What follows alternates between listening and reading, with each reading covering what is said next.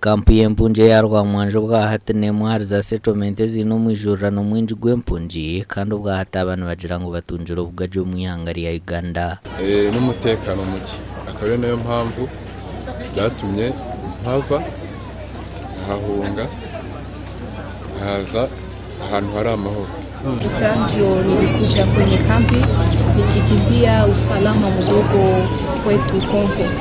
Nikapatikana hapa kwa kambi ya Bw'okureeberera, wakanipokea lakini maisha haikuwa vile rahisi. Empungi z'urwo mahanga nka Kongo hamwe na Sudani y'amashuma kandi nabagira ngo batunjira obusinge ngo konke by'obwegyese byamagara hamwe n'enjara n'ebice bateganisa. Hali ambayo tunalala chini, tunamkeka na hizo blanketi, lakini tunalala chini. Humo chini tunafanya usafi, wanatupatia dawa, lakini kuna vidudu vinapita vinatuuma.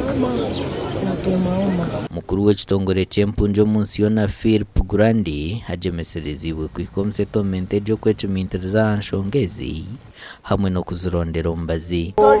Kamwenge, Uganda has understood a long time ago that the best policy to adopt in this situation is to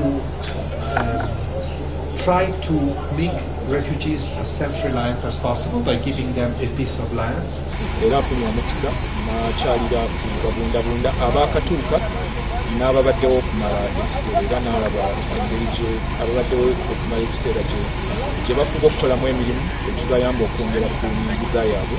Philip Grandi birashendekerezibwa minisita w'ebigorozi Hilary Nek hamwe n'abandi bakuru mu kitongore cya UNHCR barambwira empungi omu settlement egi hamwe n'amaka gamwe kandi baraganisa obushagiki bw'ekitongore hamwe n'ebindi by'empabuhwezi. About $1.5 billion have been mobilized from development sources for refugee hosting parts of Uganda. You can say, where is that? Well, this stadium is one, for example. But, development funding goes a little bit slower. We are engaging all sectors, private sectors inclusive,